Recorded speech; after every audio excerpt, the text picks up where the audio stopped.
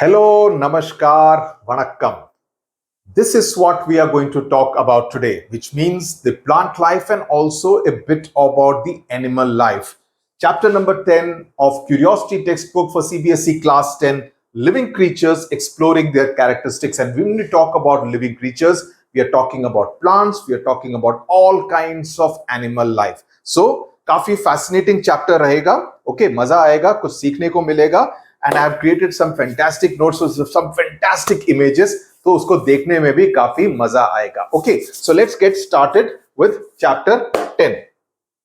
तो इसमें as usual कहानी है, ये आप एक तस्वीर देख रहे हैं, एक father and mother with their children, and you can see here a bird with her 3 eggs in the nest, and these children are trying to pick up a snail. Okay, ये snail क्या होता है? Okay, पहले वो समझ लेते हैं कि ये snail होता क्या है. Okay, snail, this is the hashtag for this particular chapter and all the science chapter playlist. A snail is a mollusk. Okay, mollusk करके उनके फैमिली से बोलते हैं. Snails are known for their coiled shell. Okay, जिसके बारे में बात करेंगे. Soft body and slow movement. इसीलिए बोलते हैं, अरे you are as slow as a snail. मतलब तुम इतने धीरे धीरे से काम करते हो स्नेल की तरह. तो एक तरह से स्नेल के साथ तुलना की जाती है, कंपैरिजन किया जाता है. तो let's now talk about what is written in your NCERT textbook. Avadhi and Ayush go for a morning walk with their parents. Avadhi notices some shells and tries to pick them up. कि थोड़े से उसको शंख नजर आते हैं तो उसको पिकअप करने की कोशिश करती है. Okay, her mother advises her not to do so. कि ऐसा बिल्कुल मत करो, और कहती है कि ये शेल में एक्चुअली कोई रह सकता है, कि ये शेल किसी का घर हो सकता है.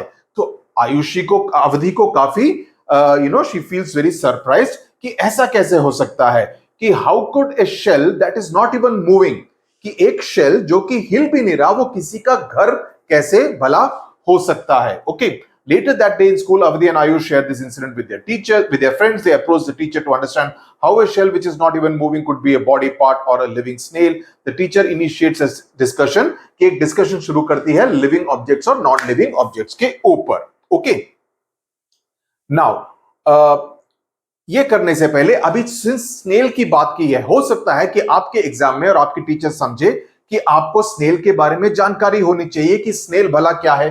तो स्नेल होता क्या है ये तो मैंने बता दिया, इसको याद रखना. अब इसके बाद ये जो शेल की बात हो रही है वो आखिरकार हो क्या रही है. तो स्नेल लगता कैसे है, बिकॉज आपकी किताब में जो तस्वीर है वो बहुत ही ज्यादा छोटी है, आपको समझ में नहीं आएगा. अगर स्नेल की बात करें तो ये है उसका शेल, और ये है actual animal, the insect, the mollusc, जो कि इसके अंदर चला जाता है. तो ये जो शेल है ये उसका घर बन जाता है ना, काफी सुंदर सा घर. ओके, तो ये जो शेल है इसका, इस मॉलस्क का, इस स्नेल का घर है. ओके, तो इस शेल को प्रोटेक्टिव कवर क्यों माना जाता है? How is the shell a protective cover for the snail? इसके बारे में मैं आपको बता दूं, हो सकता है आपसे ये एग्जाम में पूछा जा सकता है. Okay, now it is one protection. कैसे? Because the shell serves as a home for a snail by providing it protection. The shell acts as a hard outer. तो ये थोड़ा सा हार्ड है, ये सॉफ्ट नहीं है. It's a hard covering, outer covering that protects the snail soft body from predators. मतलब बाकी जो एनिमल्स हो, शायद कोई मेंढक हो या कोई सांप हो या दूसरा कोई जानवर हो जो कि इसको, या कोई चिड़िया हो जो कि इसको खाने के लिए आए, तो उसको प्रोटेक्ट करने के लिए ये अपने शेल के अंदर चली जाती है. तो उससे होता क्या है, क्योंकि वो हार्ड है, उसको लोग, बर्ड्स या other animals are not able to eat. Environmental hazards की कहीं पानी में बह जाए, ये थोड़ा हेवी रहेगा, थोड़ा सा कंपैरेटिवली रहेगा, तो उससे प्रोटेक्शन मिलेगी. Physical damage, if threatened the snail can retract its entire body into the shell for safety. retract का मतलब वो उसके अंदर चली जा सकती है. ओके, दूसरा कारण क्या है?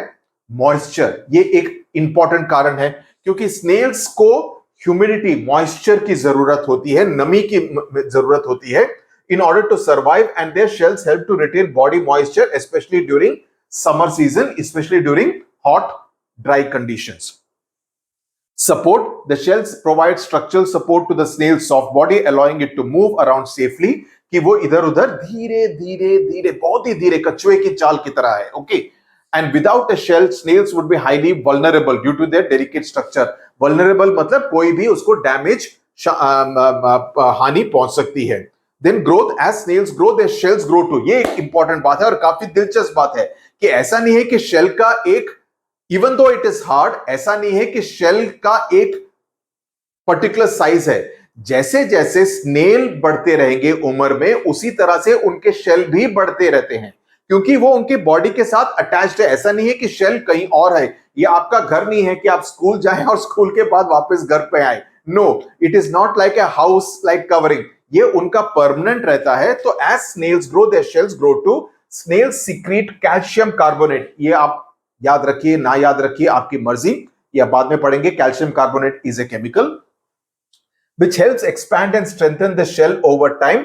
The shell is permanently attached to the snail's body. समझ में आ गया? ये 4 पॉइंट है. अगर आपसे इस बारे में कोई प्रश्न पूछा जाए तो इसको आप लिखेंगे तो आपके पूरे 3 में से 3 नंबर मिलेंगे या 4 में से 4 नंबर मिलेंगे. ओके, तो इसलिए ये मैंने आपको लिख के बता दिया ताकि आपको आसानी हो. ओके, तो अब हम आते हैं कि लिविंग एंड नॉन लिविंग, कि किसको हम लिविंग मानेंगे, किसको हम नॉन लिविंग मानेंगे. एक कबूतर को आप बोलेंगे हां जी ये लिविंग है. पेंसिल आप बोलेंगे ये नॉन लिविंग है. लेकिन मैं कहता हूं पेंसिल तो आई है लकड़ी से. लकड़ी कहां पर होती है? पेड़ पे. पेड़ को लिविंग माना जाता है, तो पेंसिल को नॉन लिविंग क्यों माना जाता है? सोचिए, इसका उत्तर दीजिए, इसके बारे में सोचिए. Science curiosity is all about asking questions. The other day somebody asked me a very interesting question from geography, from social science, कि माउंटेन्स पे वो सूरज के ज्यादा पास हैं तो वहां पर ठंड क्यों होती है. उसका आंसर मैंने कमेंट सेक्शन में ही उसी चैप्टर में लिखा है, जाके देखिए. It was an interesting question. Okay, now pencil non living, book, pigeon, car, plant, any other, तो इसको आप क्लासिफाई कर सकते हैं और आप अपने खुद के रीजंस लिख सकते हैं. So why do you think A pencil is non living but A pigeon is living? Okay, ऐसा कारण क्यों है? तो इसका अगर आपसे इस तरह के प्रश्न पूछे जाएं, जो कि पूछे जा सकते हैं आपके एग्जाम में, तो इसका उत्तर आप कैसे लिखेंगे, इसका आंसर कैसे लिखेंगे? तो इसका आंसर आप इस तरह से लिखेंगे. Okay, A pencil is made of would, लकड़ी की बनी हुई होती है. लेकिन एक बारी उस पेंसिल बनने के बाद, एक बारी जब पेंसिल बन जाती है, उसके बाद it stops, it is non living, while A pigeon is living. A pigeon carries out. The main अंतर क्या है कि जो पिजन जो है ये एसेंशियल लाइफ प्रोसेसेस को कैरी आउट करती है. जैसे खाना खाती है, ग्रोथ होती है, रिप्रोड्यूस करती है, रेस्पॉन्डिंग टू स्टिमुलाई, की कुछ हो जाए तो उसका रिएक्शन होता है. कहीं आग लग गई तो it will kind of run away, fly away from it. So that means it is responding to some kind of a action, some kind of a stimulus. Eats food.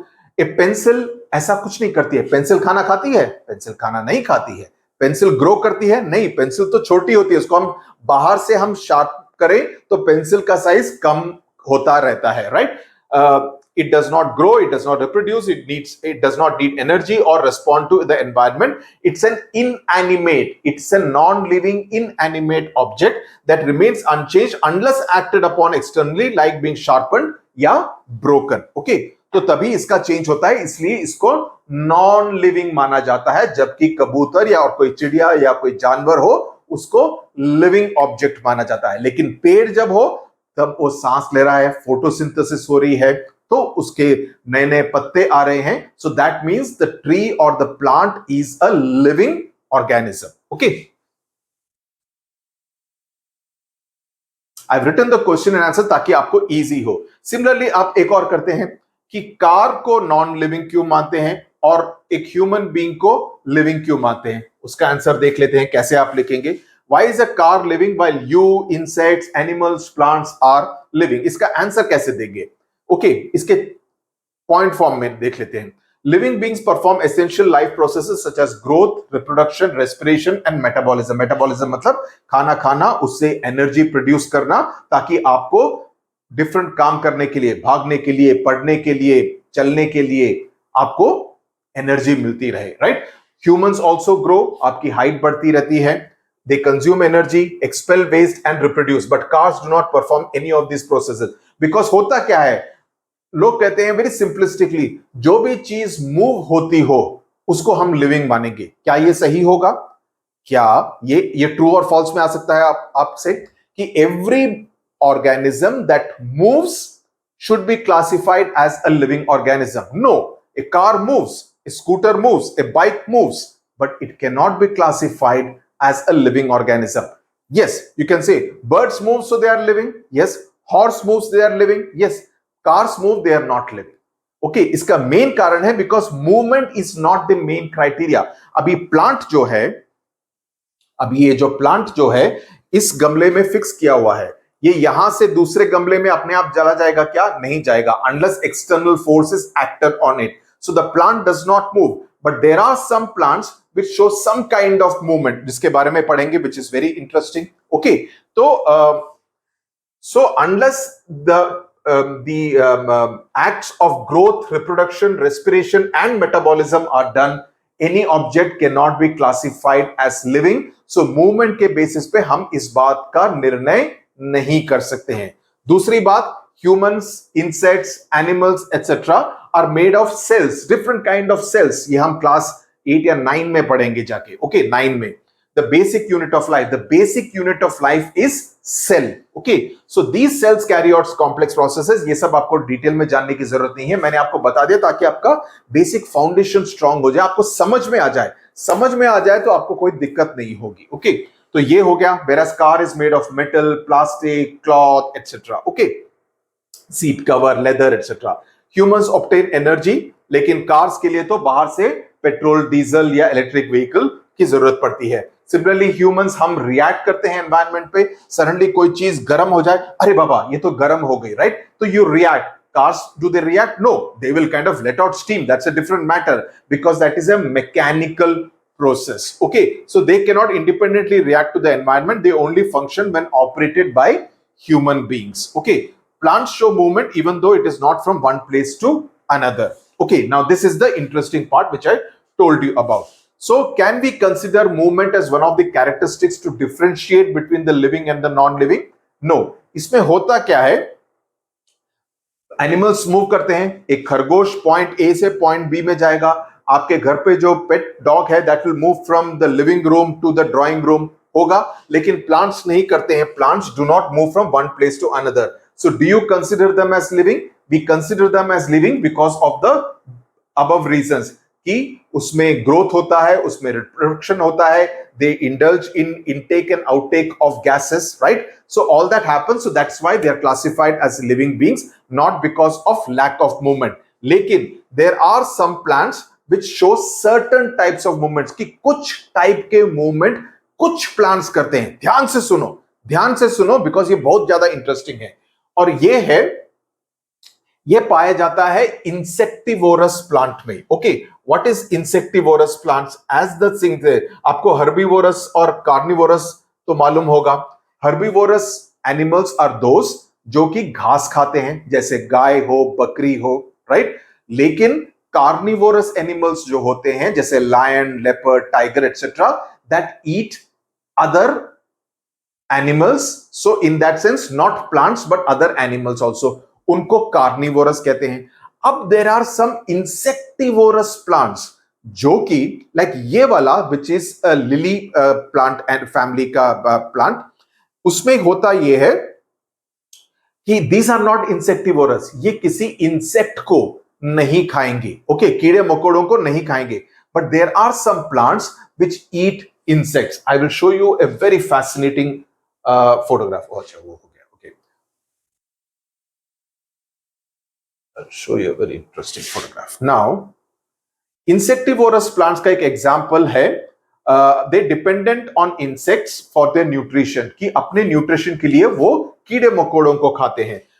इसमें से एक प्लांट है ड्रोसेरा, DROSERA. इसकी photograph आपकी किताब में भी है वो, लेकिन ज्यादा क्लियर नहीं है, इसलिए मैंने एक बड़ी फोटोग्राफ आपके लिए लाया हूं. Beautiful. Is one of the examples of an insectivore plant. Drosera is featured with saucer shape, you know, कि एक कटोरा नहीं, like कप के नीचे saucer होता है ना, उसके शेप में रहता है. Having many hair-like projections, काफी सारे बाल जैसे निकले हुए होते हैं. Of unequal length with sticky ends, कि चिपकेला एंड, कि वहां पर आके कीड़े मकोड़ों के टांगे फंस जाएं. Okay, whenever an insect enters the saucer, hairs move inward and trap the insect with their sticky ends. So देखने में कैसा लगता है? ऐसे लगता है. आप देखिए, इसका ऐसा है, actually this should be up. तो इसके जो स्टिकी एंड्स हैं, ये वाले जो एंड्स हैं, ये सारे इस पे गोंद की तरह चिपकी है. तो जैसे ही होता है, उसके पंख हो या उसके पैर हो, वो उसमें स्टक हो जाते हैं और धीरे धीरे ये उसको ट्रैप करके खा जाती है. आप इसको देखिए, it has trapped it and then it will close and it will eat it off. So that's what happens. So यहां पर भी देखें, this is not a very clear photograph in your textbook of Drosera. तो इस तरह से it traps the insect and eats it, and that's why it is called insectivore. Very fascinating. Okay. तो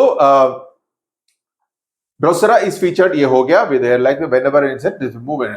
Try to observe the mechanism. तो इस तरह से they end up eating the thing. Fascinating, no? So that's what I thought. I'll get you this photograph so that it is clear. Okay, आगे चलते हैं.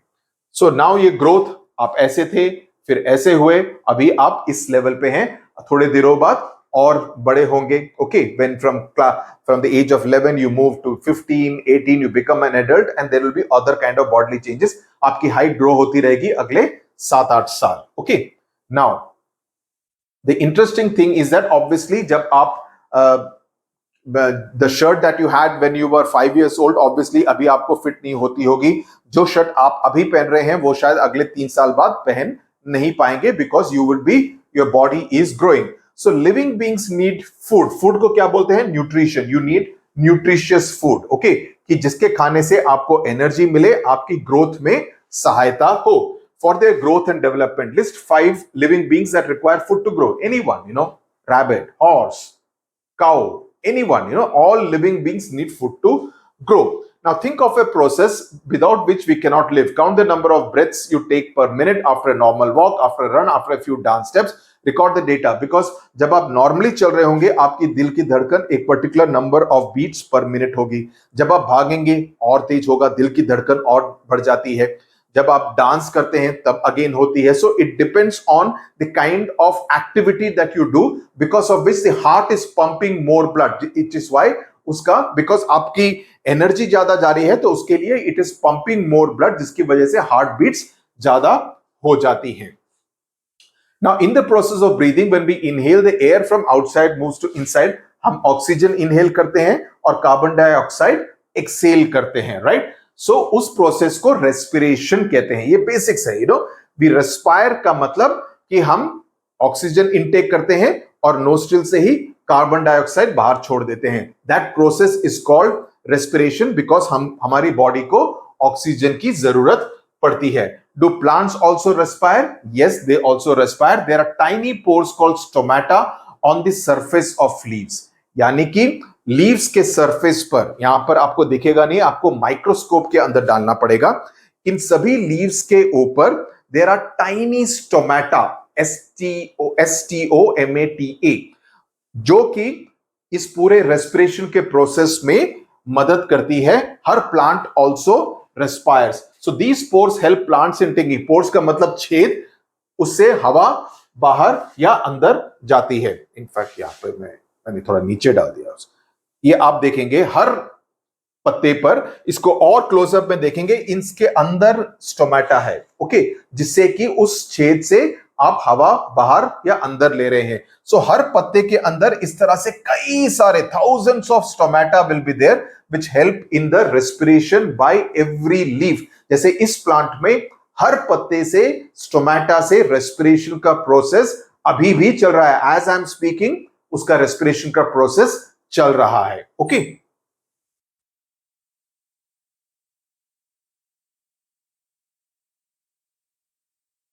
Now these pores help plants in taking air in and out, interact with senior. ये सब तो हो गया. Okay, उसी तरह से आप देखेंगे, आप if you go in the morning to the park, you will find these kind of water droplets on the plants, which is dew. Okay, this is also called a process of excretion, कि body से कुछ बाहर निकलना. आपको पसीना आता है. What is sweat? Sweat is a way of excretion. Okay, urine is a form of excretion. Similarly, plants में से ये जो ड्यू निकल रहा है, that is also a process of excretion. So that is what happens. So The sweat consists of water and salts removed from the body as waste products. Okay, so this removal of waste products from the body is called excretion. So ये definition आपको याद करने की जरूरत है.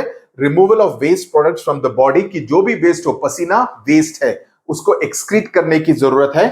That process is called excretion. इसके बारे में आप क्लास 10 में डिटेल में फुल एक्सक्रीटरी सिस्टम के ऊपर एक चैप्टर होगा जिसमें किडनी वगैरह की बात होगी, उसमें डिटेल में होगा. Okay, sweat, urine droplets on leaves. Okay, now let us look at another characteristic. अभी जो थोड़ी देर पहले मैंने स्टिमुलस की बात की. स्टिमुलस का मतलब क्या है? कोई पिन है. ओके, कोई पिन है, आपने नहीं देखा, नीचे एक पिन पड़ा हुआ है, आपने बिना चप्पल पहने हुए उसके ऊपर पैर रख दिया, क्या होगा? शार्प पेन होगा एंड यू विल रिएक्ट, ओए बाबा, ओके, ओ मम्मी, इतना दर्द हुआ, खून निकल सकता है, it could cause pain, but you will immediately, your body will immediately react. आप किचन में जाते हैं, वहां पर गैस पे कुछ रखा हुआ है, गलती से आपका हाथ, आपकी उंगली, आपका हाथ उस आग पर लग गया, हाउ विल यू रिएक्ट? अरे बड़ा मजा आ रहा है तो नहीं करेंगे ना.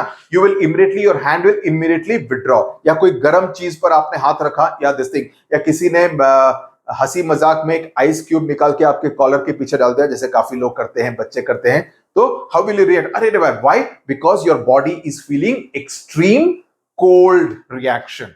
सो स्टेपिंग ऑन अ थॉर्न, किसी कांटे पर पैर रखना, या touching a hot object are stimuli. Anything और any event that prompts living beings to respond, कि कोई भी चीज जिससे कि कोई भी लिविंग बीइंग, हम हो, इंसेक्ट हो, एनिमल हो, बर्ड्स हो, उससे वो रिएक्ट करें, उसका नाम है स्टिमुलस, और उसको प्लूरल में स्टिमुलाई कहते हैं. Okay, so list the 3 stimuli that your body and this thing, जो मैंने अभी अभी आपको बताया. क्या प्लांट्स भी स्टिमुलाई को रेस्पॉन्ड करते हैं? जी हां, और ये काफी फैसिनेटिंग है. और इसमें बेसिकली एक प्लांट है, एक दो प्लांट है जिसके बारे में हम ज्यादा बताएंगे. एक तो हो गया, ये होता है चोई मोई, ये मेरे नानी के घर पे काफी सारे होते थे, so we used to touch it and immediately the leaves will fold. Okay, ये क्यों होता है? इसको बोलते हैं touch me not, because it is like it's saying touch me not, if you touch me I will close. Okay, तो इसको छुई मोई भी बोलते हैं हिंदी में. इसका साइंटिफिक नेम है mimosa. So they fold their leaves when we touch them. Have you also observed that certain plants fold their leaves after sunsets? कि जब धूप निकल जाए, सूरज ढल जाए, उसके बाद भी उसको फोल्ड करने का चलन रहता है कुछ प्लांट्स के अंदर. तो ऐसा भला क्यों होता है? ओके, आंवले में they are observed in the leaves of certain plants face each other, tend to come together. This can be observed in the आंवले का leaves. लेकिन हम मेनली इस टच मी नॉट के बारे में बात करेंगे. तो टच मी नॉट में होता क्या है, ये स्टिमुलस का डेफिनेशन आपको मालूम होना चाहिए. फायर, ये सब मैंने बता दिया आपको. ये स्टोमेटा का this thing. Now why do the leaves of छुई मुई, टच मी नॉट और मिमोसा पुडिका, वो उसका साइंटिफिक नेम है, plant respond to stimuli due to specialized biological mechanisms that help protect them or manage environmental conditions. ये एक तरह से पूरा साइंटिफिक डेफिनेशन है. इसकी वजह से वो रेस्पॉन्ड करते हैं स्टिमुलस को. द लीव्स ऑफ द छुई मुई प्लांट फोल्ड और ड्रूप व्हेन टच. मेरे को यहां पे मिला नहीं तो मैं दिखाता आपको. The response is a defence mechanism. ये एक तरह का डिफेंस मैकेनिज्म है, क्योंकि उससे होता क्या है, प्लांट अपीयर्स लेस अपीलिंग. की कोई उसको खाने के लिए आए, कोई बकरी उस प्लांट को खाने के लिए आए, इमीडिएटली फोल्ड हो जाए, बकरी विल थिंक, अरे ये क्या है, इसमें तो कोई भूत प्रेत लगता है, इस प्लांट को छोड़ दो, मैं उस घास को खाती हूं. राइट, हो सकता है ना. So it's a defence mechanism, making it less appealing to herbivores, यानी कि गाय, बकरी वगैरह, और insects that might eat it. When the leaves collapse, एक तरह से कोलैप्स की तरह लग जाए, एकदम मुरझा जाते हैं या एकदम क्लोज हो जाते हैं. It might confuse or deter animals, confuse हो जाएंगे. When the plant is touched, electrical and chemical signals trigger the movement of water out of certain cells at the base of the leaflets. ये scientific कारण है. होता क्या है, जैसे आप टच करेंगे, उसमें एक तरह का इलेक्ट्रिकल सिग्नल की तरह जाता है या केमिकल सिग्नल, जिससे कि उसके अंदर से पानी निकल जाता है, तो उसका जो रिजिडिटी है, उसका जो एक सख्तपन है, वो निकल जाता है, जिसकी वजह से वो एक तरह से पूरी तरह से करके कोलैप्स हो जाते हैं. राइट, सो उसका जो स्टिफनेस है वो चला जाता है. This leads to the leaves folding और ड्रूपिंग क्विकली. जब कोई सख्त खड़ा हो, ठीक है, आपने कुछ किया जिसकी वजह से लीव्स ऐसे हो गई, तो बिकॉज ऑफ दैट इलेक्ट्रिकल और chemical signal the water goes out, जब पानी निकल जाता है तो it kind of loses it's stiffness. तो ये होता है छुई मुई प्लांट के केस में, जिसकी वजह से। सो आई होप आपको पूरी तरह से समझ में आ गया। आप अपनी भाषा में इसको लिख सकते हैं ताकि आपको कोई कंफ्यूजन हो। That's why I am saying focus on understanding. अगर आप पिक्चर्स की मदद के साथ आप उसको समझेंगे तो आपको ज्यादा आसानी होगी। तो इस तरह से प्लांट है, आपने यहां पर जाके छुआ, ये दोनों तरफ के प्लांट है वो एक तरह से पूरे फोल्ड हो जाएंगे। ओके, या कभी कभी हो सकता है सिर्फ ये वाले प्लांट फोकस क्लोज हो, लीव्स क्लोज हो। अब यहां पे छुएंगे तो यहां वाले भी क्लोज हो जाएंगे, तो it will keep losing its stiffness when you touch it at the tip of that particular leaf. Okay, ये हो गया।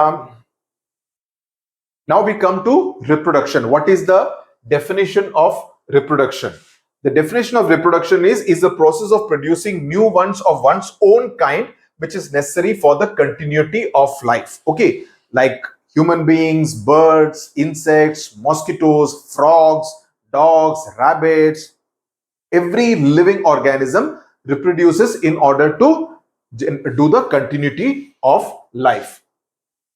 Now, when a living being is not able to exhibit all of the above mentioned characteristics, तो आपको अभी अलग अलग characteristics के बारे में पता चल गया।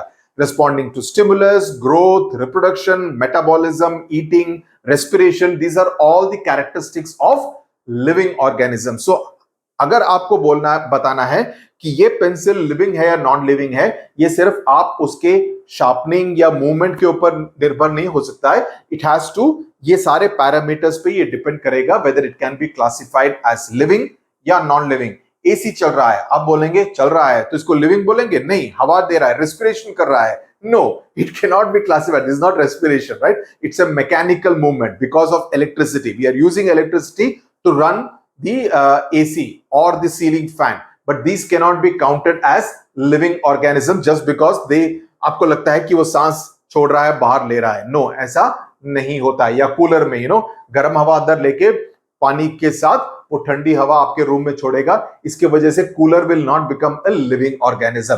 सो आई होप अगर आपसे इस तरह के एग्जांपल्स के बारे में पूछा जाए, आप अपने क्लास में अपने क्लासमेट्स के साथ डिस्कस कर सकते हैं कि हमें सुधीर सर ने वीडियो में ये बताया था।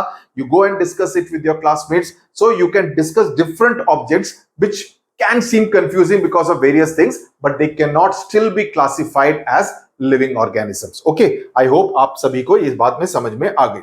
Now, जब कोई लिविंग बीइंग ये कोई भी बातों को एग्जिबिट नहीं कर पाता है, तब उसको मृत माना जाता है, यानी कि उसको डेड माना जाता है। Okay, so from the above discussion we can understand that all living being share some common characteristics. They show movement, need food, they grow. तो ये सभी होने चाहिए, तभी किसी को लिविंग कहा जा सकता है। सिर्फ मूवमेंट के बेसिस पे आप गाड़ी को लिविंग ऑर्गेनिज्म नहीं कह सकते हैं। सिर्फ हवा छोड़ने के बेसिस पे आप एसी या फैन को लिविंग ऑर्गेनिज्म नहीं कह सकते हैं। ओके, सो यहां तक आपको मैं उम्मीद करता हूं पूरी तरह से समझ में आ गया। Now let's move to the concept of a seed. Seed का मतलब हिंदी में बोलते हैं बीज।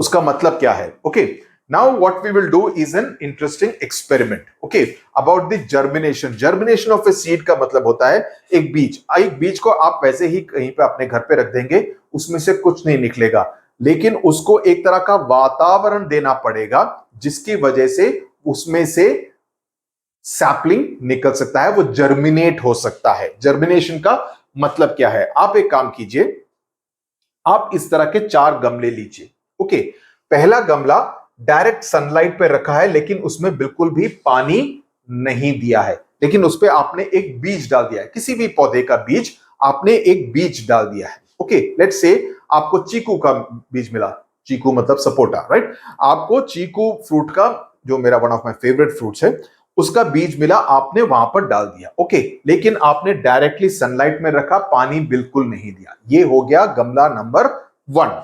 गमला नंबर 2 में आपने धूप में रखा और इसमें बहुत सारा पानी डाल दिया, एक बकेट पूरा पानी, बाल्टी पूरी पानी डाल दी। ओके, एक्सेस वाटर, और उसके बीच में आपने 2-3 बीज डाल दिए। ओके, तीसरा कंडीशन है, आपने इसको कमरे के अंदर, अंधेरे कमरे के अंदर या जहां पर शेड है, छाया है, वहां पर रख दिया, धूप में डायरेक्ट सनलाइट को एक्सपोज नहीं किया। ओके, और उसमें इतना पानी नहीं डाला, थोड़ा सा पानी डाला। ओके, लेट्स से थोड़ा पानी स्प्रिंकल किया आपने, उस मिट्टी को एक तरह से मॉइस्ट कर दिया, नमी पैदा कर दी, मॉइस्ट पैदा कर दिया, उसमें बीज डाल दिया और धूप बिल्कुल भी नहीं है।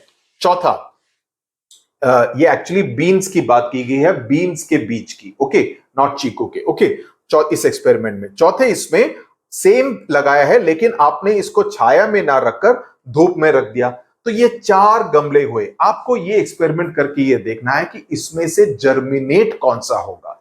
इसमें से जर्मिनेट पॉट नंबर सी में होगा, क्योंकि बीन्स का जो बीज है, और ज्यादातर बीजों को सनलाइट की जरूरत नहीं पड़ती है जर्मिनेट होने के लिए।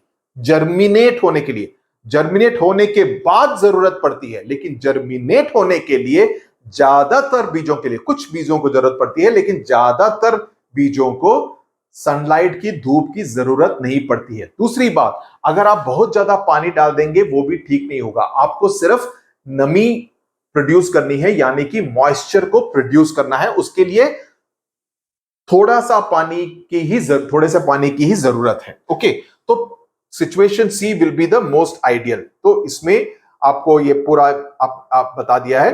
तो उसके बाद आप इस टेबल में लिखेंगे, and then I will come to the operative point.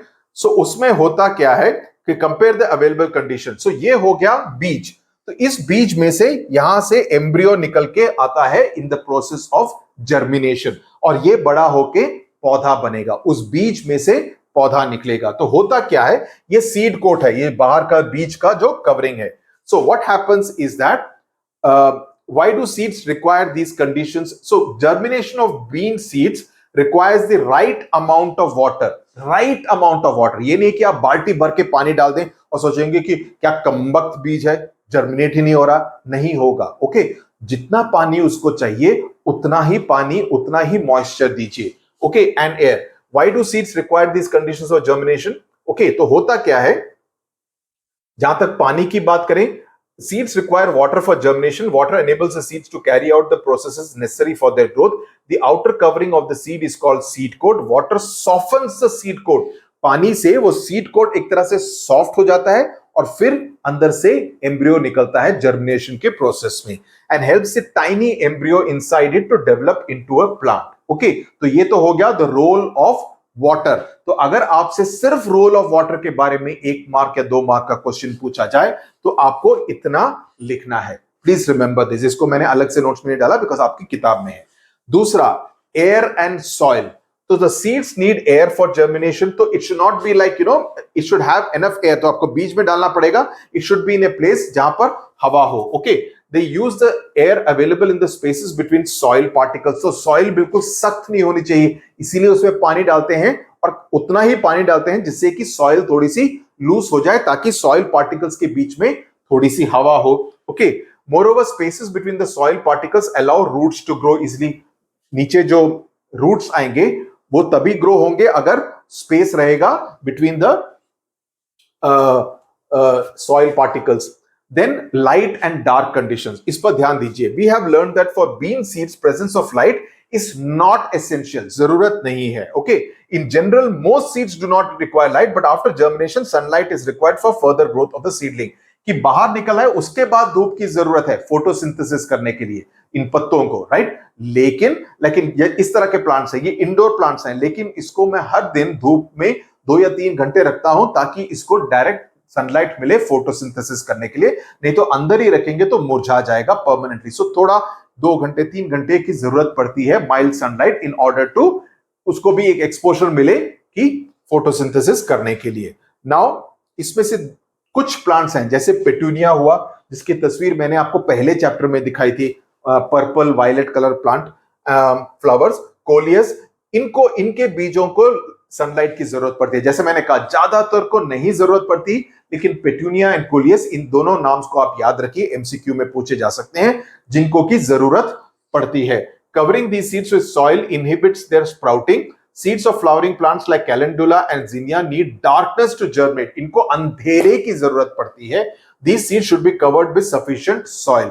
तो ये थोड़े से अलग टाइप के हैं। ये हो गया, ये हो गया। ओके, अभी यहां तक आपको, आई होप आपको पूरा समझ में आ गया। नाउ सनलाइट की तरफ पेड़ प्लांट्स का क्या रुख रहता है। Now this is another interesting experiment. Okay, तो इसमें हम क्या करेंगे, इसमें मैं आपको सीधा फोटोग्राफ से ही दिखा देता हूं।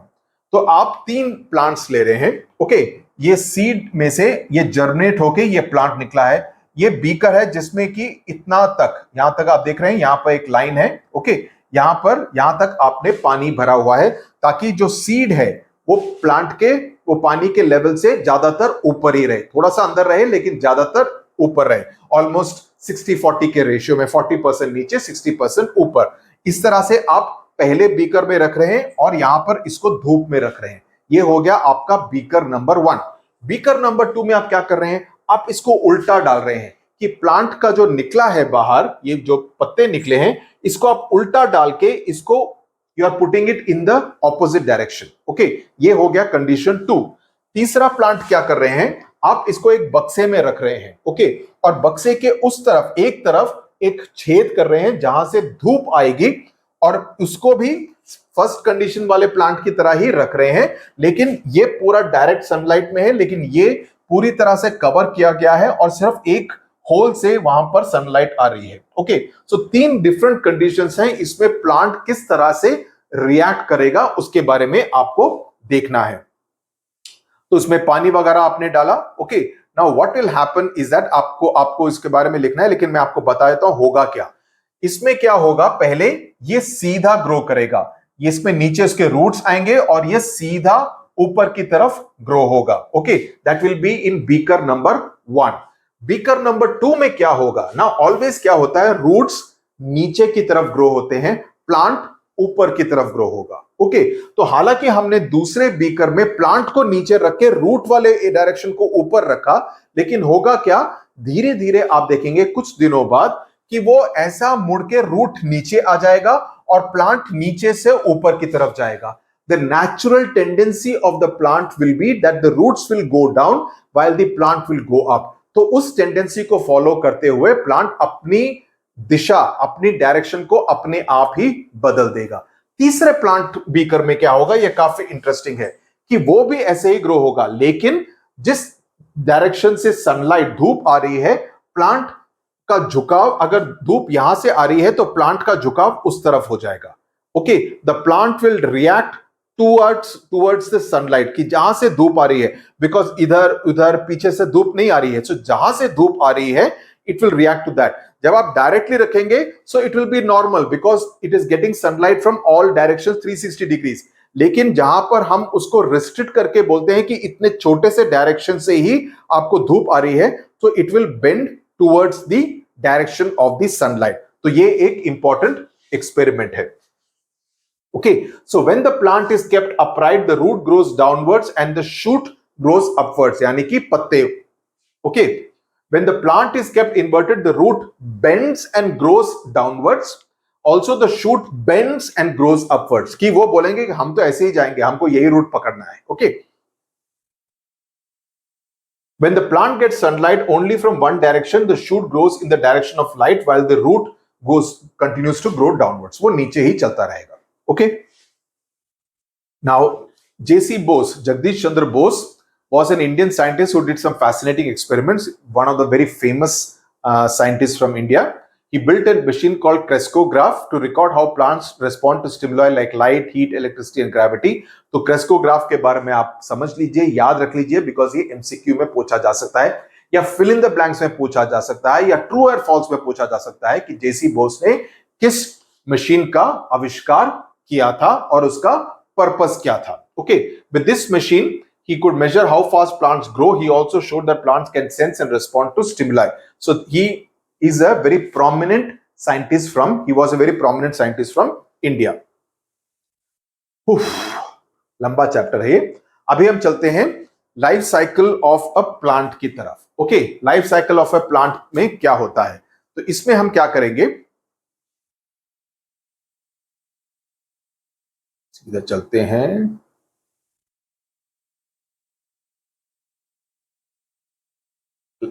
पर मैं डायग्राम में दिखाता हूं, काफी आसान होगा। ओके, तो होता यह है कि ये हो गया पहला stage, which is stage 1 of seed. ये बीज मिला आपको, कोई भी बीज, किसी भी चीज का बीज को देख लीजिए, संतरे का बीज हो, चीकू का बीज हो, एनीथिंग, एनी ग्रेन, ओके, धनिया का बीज हो, ओके, देन उसमें से you will find this roots coming out. जब आप उसको सॉइल में डालेंगे और यहां से एम्ब्रियो निकल के ये बाहर निकल के आ रहा है, which is the stage of the seed germination, जिसके बारे में अभी आपने देखा। स्टेज 3 इज दैट और बड़ा होता है और उसमें पत्ते निकलने शुरू हो जाते हैं, ओके। इसमें भी आप देख रहे हैं कई पत्ते हैं, छोटे पत्ते हैं जो कि नए हैं, जो बड़े पत्ते हैं उनको आए हुए 1 हफ्ता 2 हफ्ता हो गया है, okay. So this is stage 3। उसके बाद और बड़ा होगा और इसमें फूल आएंगे, okay, the flowers make an appearance, so the plant का size also keeps growing. Now इसमें आप देख रहे हैं this is at what stage, this is at stage 4, because इसमें फूल भी आ गए हैं। यू कैन सी 1 2 फ्लावर्स, और इसमें आप मेरे को देख रहे पाएंगे या नहीं, यहां पर एक छोटा सा फ्लावर आया है। So you can see it flowering is taking place. There are 2 big flowers and a third, fourth, 3 flowers. Actually 4 flowers. यहाँ पर भी एक और है जो कि अभी आया नहीं है। So ये दोनों fully blown है, ये अभी आया है, वो अभी भी आया है। Okay. So this is at stage. This plant of mine, lily, is at stage 4. उसके बाद कुछ प्लांट्स में इसमें नहीं होगा, लेकिन कुछ प्लांट्स में, उसमें जैसे ये मटर का दिखाया है, उसमें there will be fruits which will be coming, appearance of fruits will be stage 5। और उसके बाद it can lead to 2 things, कि ये निकल के ये अपने आप फिर से फ्रूट पॉट्स की तरह, आप उसको मटर छिलके आप उसको पुलाव में यूज करेंगे, ओके, या उसमें से कुछ निकाल के वापस बीज की स्टेज पे आ जाएगा। या हो सकता है कि प्लांट धीरे धीरे, उसको पानी ना मिले, हवा ना मिले, करेक्ट सॉइल मिट्टी ना मिले, तो वो प्लांट मर भी सकता है, the death of the plant. कई बार होता है ना, इसमें से कुछ दिनों बाद आप देखेंगे कुछ पत्ते येलो हो गए, यानी कि वो पत्ता येलो हो गया, तो वो पत्ता अपने आप ही गिर जाएगा या आप उसको निकाल देंगे, राइट, लेकिन बाकी प्लांट चलता रहेगा। लेकिन कुछ केसेस में अगर पूरे ही प्लांट को, जैसे कई जगह पे ड्रॉट पड़ता है, सूखा पड़ता है, प्लांट्स को पानी नहीं मिलता है, हवा सही नहीं मिलती है, तो पूरा पौधा मर जाता है। नहीं तो otherwise it will again come back to the same life cycle of a plant. Very fascinating. I hope आपको ये डायग्राम काफी अच्छा बनाया है इन्होंने। अब हम चलते हैं, तो इसमें कुछ और है क्या? So life cycle of a plant, the entire process from a seed to a plant and then to the next generation of seeds is called the life cycle of a plant. Life cycle का definition आपको याद होना चाहिए। Okay, अब हम चलते हैं mosquito, मच्छर की तरफ। ओके, सो मॉस्किटोज तो हमको मालूम है, मच्छर, डेंगू, मलेरिया, चिकनगुनिया सब होता है। Okay, so how do mosquitoes, हमको लगता है अरे इतने मच्छर है, ये मच्छर आते कहां से हैं? ये मच्छर आखिरकार आते कहां से हैं, उसके बारे में हम पूरा डिटेल में पढ़ेंगे। Now what will happen is that, इसका मैं स्टेज पढ़ लेता हूं। कहीं पर भी, इसलिए बोलते हैं ना, कभी भी स्टैग्नेंट वाटर नहीं होना चाहिए। अगर कोई भी जगह पर पानी इकट्ठा हो 1 दिन 2 दिन 3 दिन के बाद, जब फ्रेश वाटर ना हो, लाइक मेरे घर पे there are some plants where it is kept in some jars of water, so every day और once in 2 days I change the water, throw out that water and fill in fresh water, okay, so that उसमें अगर stagnant water होगा तो उसमें mosquitoes will start coming and laying their eggs. So mosquitoes always look for water body where they can lay their eggs. So ये होता है, और इसका एक कारण है जिसके बारे में बताऊंगा। तो होता क्या है, इस तरह के आप पानी देख रहे हैं, ओके, एक पिट है, वहां पर मच्छर अपने एग्स को आके डाल देंगे, और एग से it will lead to larva and then it will become pupa and then it will become a adult mosquito. So mosquito larvae and pupae observed in water bodies repeatedly come to the water surface. What can be the reason? तो होता क्या है, इसका कारण, why do female mosquitoes lay eggs in or near water body?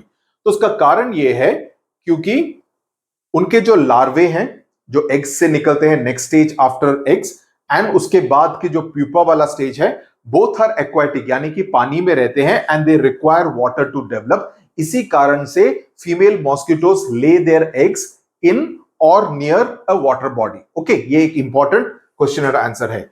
और mosquitoes उसके बाद 4 stages से जाते हैं, egg, larva, pupa and adult mosquito.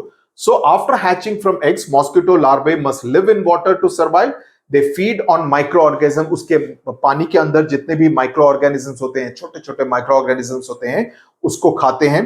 कुछ गंदा हुआ, whatever dirt etcetera would be there, and organic matter present in the water to grow and develop. So female mosquitoes lay their eggs either on the surface of water or in areas that will later become submerged. The water provides a safe, moist environment for the eggs to hatch. If the eggs are laid away from water, आपसे पूछा जा सकता है, what will happen if the mosquito lay their eggs away from water? होगा ये कि they would dry out and not hatch as they need moisture to develop into larvae. तो आपको आंसर इस तरह से लिखना पड़ेगा. Okay.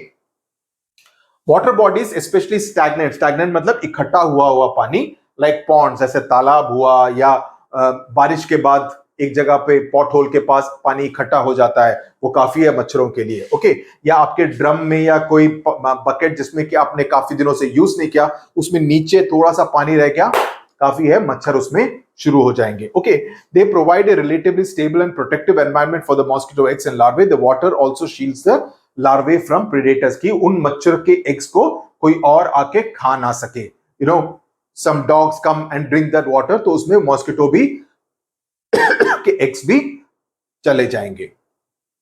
Okay, so it will look a bit like this. Okay, this is an image which I created. So you see this kind of mosquitoes, and you can see the small larvae and pupae also there in between. This is in the water surface. So होता क्या है, that he says that I've seen my mother spraying kerosene oil on stagnant water. This is interesting.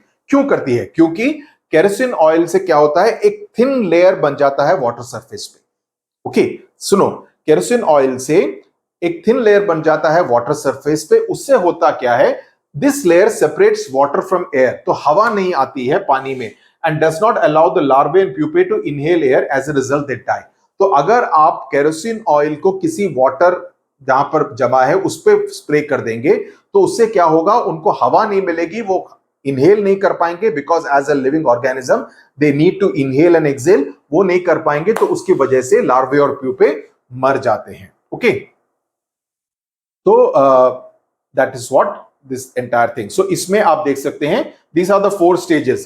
This is the egg stage. When the female mosquito lays the eggs, it develops into larvae, it develops into a pupa, and that becomes the adult mosquito, जो कि आके आपका खून चूसता है और गाना गाता हूं करके. Okay, so this is the life cycle of a mosquito. And adult mosquito survives for 10 to 15 days. ये भी आप देख लीजिए. ओके, सिमिलरली सिल्क मॉथ के बारे में एक इंफॉर्मेशन पॉइंट आपको दिया है.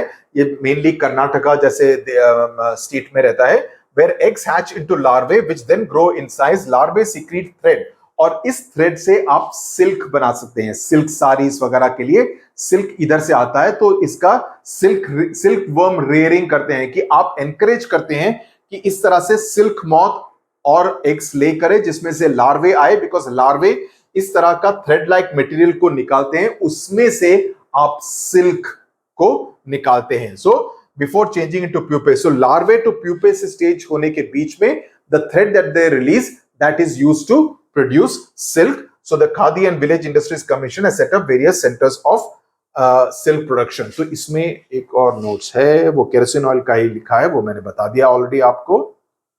ओके, यहीं तक है नोट्स. फ्रॉग का मैंने नोट्स नहीं लिखा है, तो फ्रॉग का यहां से देख लेते हैं. तो अभी लास्ट पॉइंट है about the frogs. Okay, frogs के केस में क्या होता है, मैं सीधा आपको इसमें बताता हूं. तो इसमें होता क्या है, ये फ्रॉग है एंड इट रिलीजेस एग्स, और वो एक तरह से जेली फॉर्मेशन में होता है. ओके, थोड़ा सा गंदा लगता है, जेली फॉर्मेशन में, उसको कहते हैं spawn. Okay, that is known as a spawn. So the jelly like substance is actually a cluster of eggs. कई सारे एग्स को एक साथ फ्रॉग्स का जो होता है उसको स्पॉन कहते हैं. ओके, और इस स्पॉन से निकलता है टैडपोल. ओके, इस स्पॉन से, यहां पे मैं बताता हूं, see you will see this one. ये जो स्पॉन है उसमें से it kind of releases to makes into the eggs जो है. ये जो स्पॉन जो है, ये जो स्पॉन है, it makes into embryo by the 3rd day, और इस एम्ब्रियो से निकलता है टैडपोल. ये टैडपोल के पास एक पूंछ है. Okay, this tadpole has a पूंछ. तो अगर आपसे पूछा जाए कि फ्रॉग के छोटे वाले बच्चे को क्या कहते हैं, उसको कहते हैं टैडपोल. और इसके इनिशियल डेज में यानी कि 7वें और 10वें दिन के बीच में it has a tail. Subsequently, it develops legs between the 8th and the 10th week. It develops legs. और उसके बाद it becomes in the 12th week it becomes a froglet. तो आप देखेंगे मॉस्किटो से फ्रॉग के स्टेजेस ज्यादा हैं. Embryo, tadpole with tail, tadpole with legs, froglet, and then that froglet finally at the 14th week becomes a full adult frog 14th week, or I was also surprised that it goes on to live for very long, even 14 years and all that. Okay, so ये हो गया life cycle of a frog. Frog के बारे में हमको दूसरी एक और बात मालूम है. It is an amphibian, which means that it can live both in water as well as in land. इसीलिए आपको पता चलेगा कि बारिश के महीनों में आप ज्यादा मेंढकों को पाएंगे, and मेंढक because they can survive both in water as well as on land. So it's called an amphibian. So ये हो गया life cycle of a frog. I repeat, it lays spawn which is a cluster of eggs. उसमें से तीसरे दिन तक you get the embryo. Embryo से निकलता है tadpole with a tail. उसके आगे tadpole develops legs. आप देखेंगे यहाँ पे 2 legs हैं. वहां से फिर उसका froglet बनता है जो कि छोटा frog है, और उसके बाद it becomes an adult frog. लेकिन frog के छोटे को we will call a tadpole, not a froglet really. Okay. So that is so they still the tails help them swim in water. आपसे पूछा जाए tails के क्या फायदा है? It helps them swim in water. They grow gradually and start looking like little frogs called froglets. They still live in water but begin to spend some time on land. They continue to grow and lose their tails completely. So after some time, the adult frog does not have a tail. Their legs become strong to help them jump. मेंढकों की तरह jump करता है. They become fully developed adult frogs living both in water and on land. So इस तरह से frogs का the entire life cycle happens. So with this we come to the end of this very long chapter. आपको I hope कुछ सीखने को नया मिला, आपको मजा भी आया. There's clarity on the life cycle of a plant, of a mosquito, of a frog, and also how to classify an organism as a living organism and as a non-living organism. I hope इन सभी बातों के बारे में आपको पूरी clarity मिल गई है. Tata, bye bye. Discuss this with your classmates. Share this video, the link of this video, and also definitely, most definitely, subscribe to CBSE with Sudhir. Tata, bye bye. Question and answers we will do in a separate video. Bye. Namaskar.